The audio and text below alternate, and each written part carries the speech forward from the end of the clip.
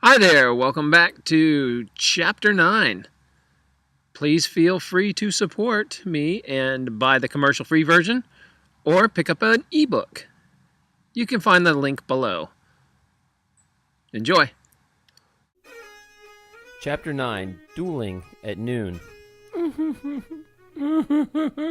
Patrick's weeping soon turned to focused rage. He could not stop pacing in the Freeman's tiny home. The Freeman family and the doctor were still in shock. The old skinny man yelled at Isaac in Jewish tongue and forbid him to take part in the duel. Isaac stubbornly ignored him and dismissed his orders, shaking his head. Indenturees were not allowed to make any challenge until their contract was fulfilled. Both servants, due to the egregiousness of the insult, ignored this custom. Isaac spoke up after being silent so long. We need a strategy to level this challenge. I've dueled once in my life, but it'd be with an axe, Archibald interjected. This Potts is a cur. He lacks courage to fight by blade. This is fortunate, though, because Mr. Edgington was wearing a very fine blade, and I assume he is very skilled at handling it. We do not want blade combat. I do assume if Mr. Potts killed 4 men already, he has more pistol experience than you, lad. He soberly addressed Patrick. So you'll have to get him into an up-close and personal duel. Agreed. You would never challenge us to blade or fist, Isaac concurred. That being the case, let us get as much pistol play as possible between now and then, Archibald resolved. Boys, go fetch the dueling pistols and as much shot and powder as we can find. The entire family marched by torchlight to the shot-marked pine tree. Shots echoed through the dark marshes all night as the two men honed their killing craft. They ran out of shot by mid-morning and returned to the blacksmith's house. Marion and Heather fetched them fresh bread and eggs for what could be the dueller's last meal. The combatants sat in stoic silence. They stayed focused, rehearsing the correct pistol firing procedures repeatedly in their minds. Amos came limping in with a bandaged foot.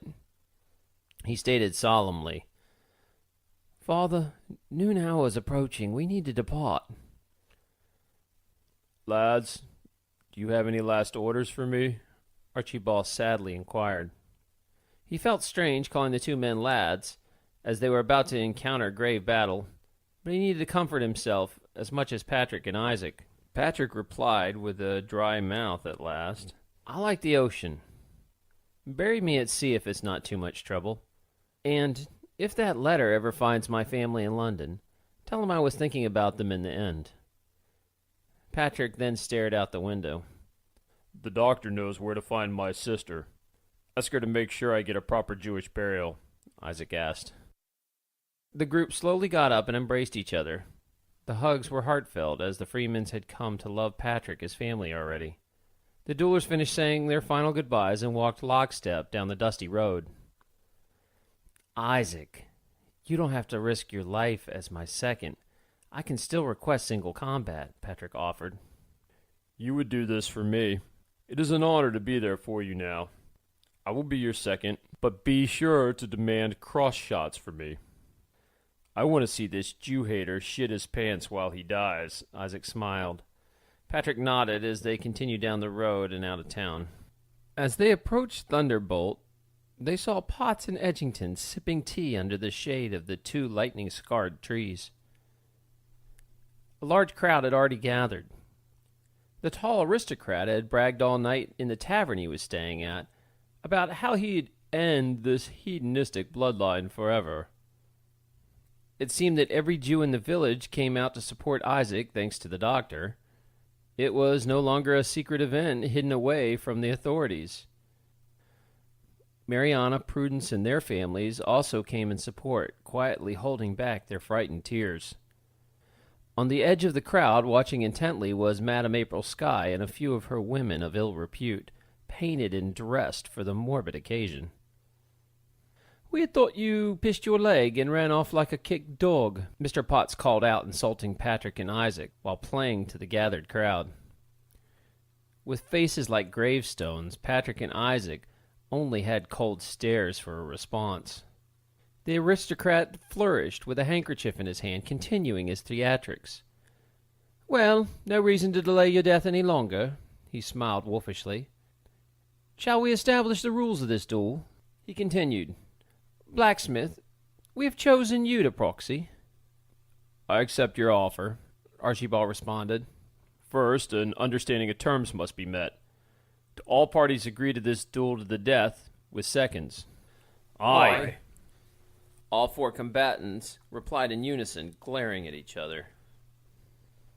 The first man challenged has his choice of weapon for the rest. I lay out these for your choosing. Remember, you may also pick open hand. Archibald opened a large bag his son was carrying and displayed the arms on the ground.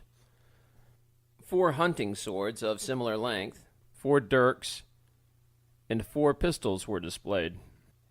Mr. Potts inspected each choice of arms carefully, turning the dirk slowly in his hand. The crowd gasped when he finally reached for the broadswords. Isaac and Patrick both looked at each other, attempting to conceal their cold panic. Neither had much experience with a blade. Mr. Potts then abruptly changed his mind and picked up the dueling pistol. The Queen Anne firelock pistols were a proper matching set crafted specifically for dueling. The other 2 pistols were similar in look, but were aged and worn. They were borrowed that morning from Prudence's father, the tailor. Potts looked over the crowd and then searched Patrick's eyes, hoping the younger man would tip his hand.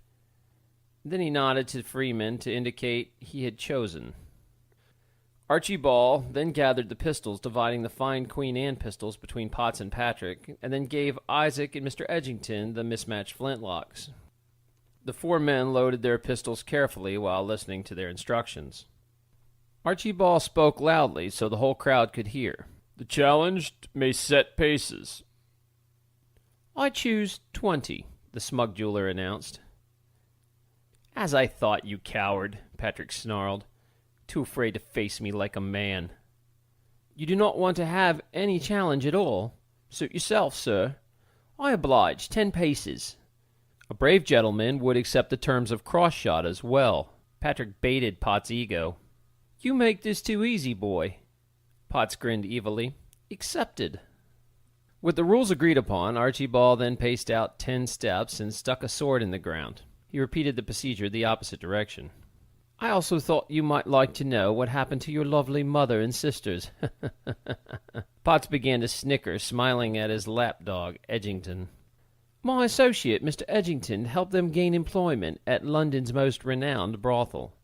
That is, after he enjoyed them for himself." Patrick started to raise his pistol, but Isaac grabbed the barrel and pushed it back towards the earth. "Not like that," Isaac whispered, reassuring Patrick. "Soon enough, friend." Archibald then instructed nervously, with his voice almost quivering. "Take your marks, gentlemen. When I drop this cloth, you will exchange 1 round of fire." All 4 gentlemen fell silent as death as they approached the swords sticking out of the ground. The crowd backed away from the line of fire and grew very anxious. It was so quiet that a light autumn breeze could be heard rustling through the leaves of the ancient burnt trees above them. The 4 combatants then took their respective places. Patrick mirrored Potts, walking 5 paces over, and behind them were their seconds. Archibald gulped a hard swallow and lifted the red linen handkerchief in the air so all parties could see. Patrick turned straight on, exposing his entire body to the aristocrat as a challenge. Not to be branded a coward in front of the large crowd, Mr. Potts reluctantly matched his posture with Patrick's.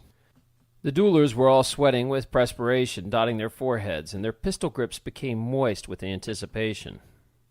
Time seemed to slow down. As if swimming through molasses, Patrick watched the red cloth drop from Archibald's hand. The entire world went silent. The virgin dueler saw Mr. Potts raise his pistol and was immediately overwrought with panic and fear. Patrick nervously stumbled with his pistol, pulling the trigger and firing it into the ground.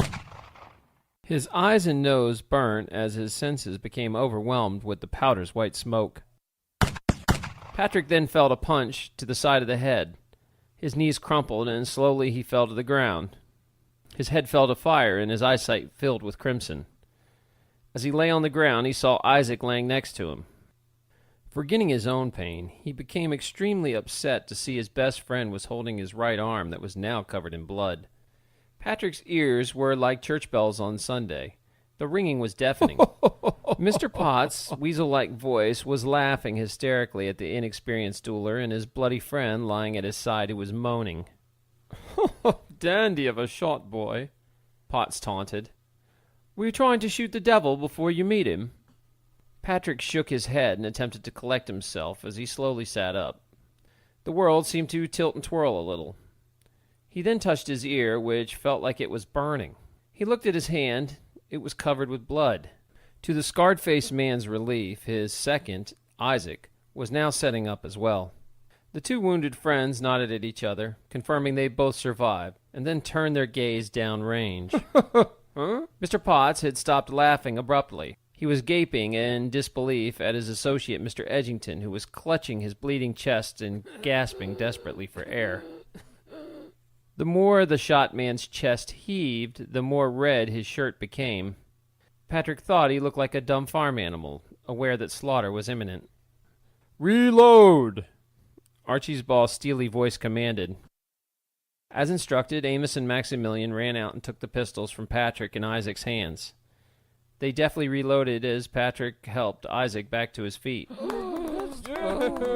Voices in the crowd shrieked at the sight of so much blood, while others, with a more morbid fascination, clapped and howled for more. Not one soul came to help Potts or Edgington reload their pistols. Edgington, who seemed to gain some sort of sense, spit blood and cursed, "Let me kill this horned you fuck. Make Jesus happy before I pass on." He then ordered Potts, "Hurry up. Load those guns and get me to my feet." Mr. Potts paused a moment. He could see Edgington's wounds were mortal, but then he quickly moved to follow the instructions. Within a couple minutes, the four men were again standing at their marks, pistols ready. Archibald raised the linen cloth again. Isaac's bloody right arm hung limp as he was forced to switch pistol hands. Mr. Edgington was fading fast. His mouth hung agape, and he blinked excessively, as if falling asleep as he swayed his weight from his left foot to his right foot, wobbling like a drunk. The red in his shirt was spreading quickly, and the top of his pants were becoming wet with blood. Patrick still heard ringing in his ear. Two blurry images of Potts danced before him. Patrick shook his head and rubbed his eyes with his free hand. As Potts somewhat came into focus, he hissed a last promise. "I'm going to introduce you to the devil with this shot, boy." The crowd grew silent again, and it seemed like an eternity until Archibald's handkerchief fell. When it was finally released, it was like a leaf slowly drifting on the warm breeze. Patrick could feel his arms slowly climbing up to his target. A puff of white smoke engulfed Edgington as a fire eats paper, and the man fell like a timber that had just been cut down. Mr. Potts was taking in time, ensuring he aimed true. His head tilted as his steely gaze stared down the barrel, searching for a mortal shot on Patrick. As his sight pointed directly at his inexperienced opponent, he was blown off his balance and spilled over onto one knee. Potts screamed, grabbing his shattered, bloody shin. When the bloody aristocrat looked up, he was horrified to realize that Isaac had trained his gun on him instead of Mr. Edgington. Patrick seized the opportunity. He held his breath and slowly squeezed the trigger as Archibald had taught him. There was a click, a puff of white smoke, and then the explosion of the shot. Patrick felt death in his hand. When he opened his eyes, the hazy smoke of his pistol was being blown away by the breeze, and he saw the tall aristocrat grasping his neck that was spewing blood and staggering to take balance on his good leg. Potts was struggling to breathe and wheezing as his neck gargled like a fountain. "Send me to the devil, Potts." Patrick pounded his chest with his pistol in hand. "I'm right here." Potts raised his pistol and pathetically attempted to stand steady with one of his legs shattered below the knee. His arms shook erratically, and he could barely muster enough strength to keep the pistol raised above his hip. His pistol cracked, echoing through the woods, creating a small cloud of smoke, but the shot was wild. Pot collapsed, drowning his own blood. Patrick shouted at the fallen man, "I hope the devil makes you his whore, you evil fuck." The victorious man was hatefully staring at Potts, lying in a puddle of his own blood, when he heard his friend screaming. He immediately turned to Isaac, who was holding his right hand to his chest as he rocked back and forth. Patrick saw blood running down Isaac's forearm from where his finger once was. As he rushed to his friend, he screamed for the doctor. He put his arms on his Goliath-like friend, who was sitting on the ground. Isaac screamed, "Fuck!" He gritted his teeth and his eyes were squinting with pain as Isaac looked at his friend. "I'll be okay. Just fucking hurts like hell." Isaac tried to smile. Patrick nodded dumbly. Isaac could tell his friend was gravely concerned and winced when he spoke. "Forget about me for the moment. Let's watch those evil bastards die." Patrick nodded again. They both turned to their fallen enemies. Edgington was crumpled into a ball, like a calf that had just been slaughtered. His eyes were vacant, and his open mouth seemed to kiss the ground. The corpse's buttocks were stained brown when his bowels evacuated themselves when his life left him. Isaac smiled when he realized his prediction came true. Indeed, he had actually made the Jew-hater shit his pants. Potts was still struggling, his body convulsed. Some gathered around him, but all knew he was done. Potts made a terrible sound, like a cough muffled by a wet quilt as blood bubbled from his neck. Patrick's vision finally cleared again, and he was able to see the pupils of Potts' eyes constrict to the size of a pinhead. He gargled one final bloody cough, and his pupils became as wide as a shilling as the last bit of color left the flesh of his face. Potts finally stopped moving. Archibald immediately took control of the situation and urged the girls to collect the weapons before the redcoats arrived. He ordered Maximilian and Amos to drag the bodies of Potts and Edgington into the swamps and cover them good until they became a gator's dinner. He then instructed Dr. Nunes to bring Isaac and Patrick back to the Freeman house to treat them. The crowd quickly dissipated as the Freemans scurried to work. Within minutes, there was no sign that the duel ever happened in Thunderbolt. Dr. Nunes was struggling to stop the bleeding from Isaac's stump of a finger. Isaac was shot a second time, but still managed to get a miraculous shot off into Mr. Potts before the pain overtook him. Both duelers were taken by the battle, numb to pain in the world, only focused on killing. Patrick had never killed a man, or anything for that matter. The grim reality was starting to overtake him as he became emotional by the trauma. He cried and cursed, occasionally pounding on the table, and was racked with guilt for his wounded friend. Archibald had meticulously cleaned the blood from the indenture's head and ear when he finally calmed the young man to be still. Freeman examined his hairline, delicately combing Patrick's hair from the wound, and surmised, "Lad, I see lots of blood but no real injury. This is the luckiest dueling wound I've ever seen." The apprentice's eyes blinked as he listened. Archibald smiled grimly and stated, "You just lost some skin, and you might have another scar, but you'll be fine." The doctor walked over to Archibald and Patrick, wiping the blood from his hands with a rag, and announced, "The bullets passed through the muscle in Isaac's arm. It'll be numb for a while, but it'll recover." The doctor's voice lowered with seriousness. "The finger, though, it's a different and more complicated case. We'll have to take fire to it to stop the bleeding. We should burn it now while his senses are vacant." The blacksmith's sons were instructed to stoke the fire pit and get the coals hot. When the fire was ready, Archibald sunk a cattle branding iron deep into the embers until the steel glowed. He carefully removed it and handed it to the doctor. The entire Freeman family gathered around the table where the hulking Isaac lay and held him by his arms and his legs.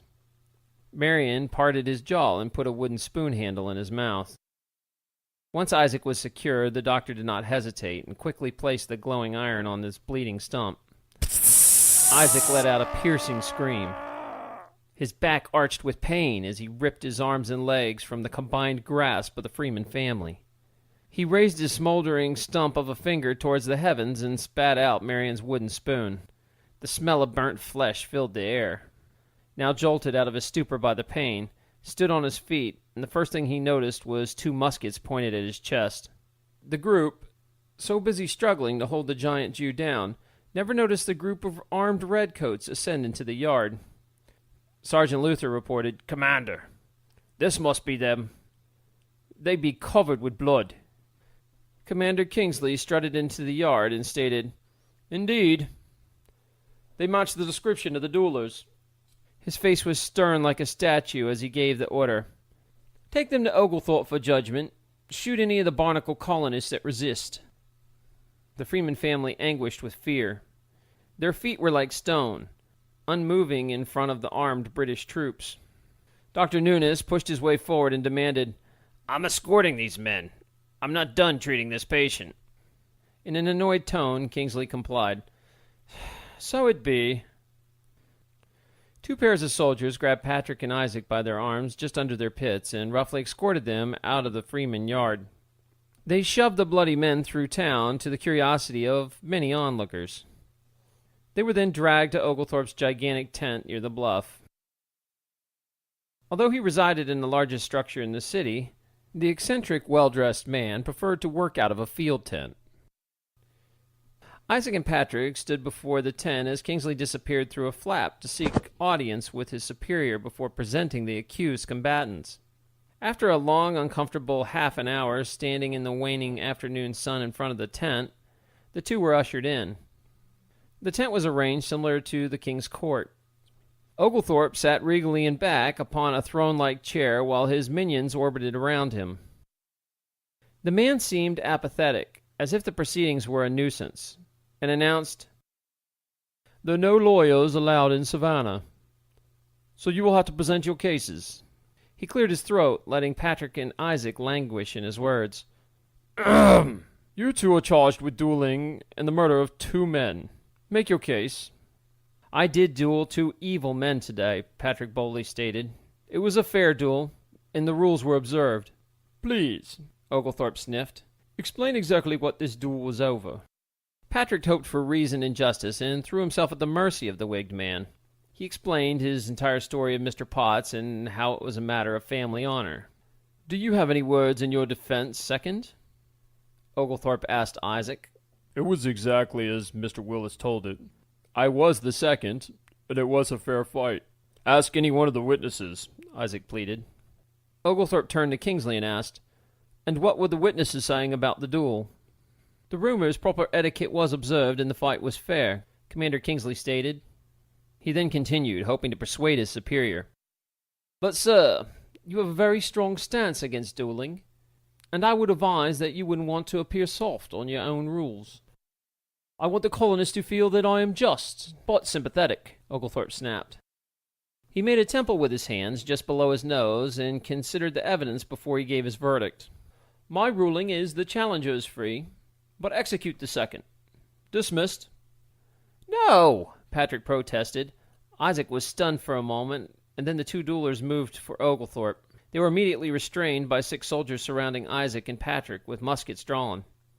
"Wait!" Dr. Nunes yelled as he stepped between the guns. "Mr. Oglethorpe, if you damn this innocent man and execute him, I vow I will help you no more. I will not treat one of your soldiers even for the smallest ailments. I'll leave them to bleed out on the battlefield. So Moses help me. I will be your doctor no more." The wigged man scowled at the doctor, but held his tongue. Instead, he looked long and hard at the doctor and the condemned Isaac, considering his next words carefully. "Doctor, you have been a good friend to the Crown, and I have long appreciated your services. If you vouch for this man, I will suspend his sentence." The kind Dr. Nunes released a relieved breath as Oglethorpe continued. Ah, good. But be aware, good doctor, you are now bound to this man, Isaac Schwartz. Any trouble, and you will both answer for it.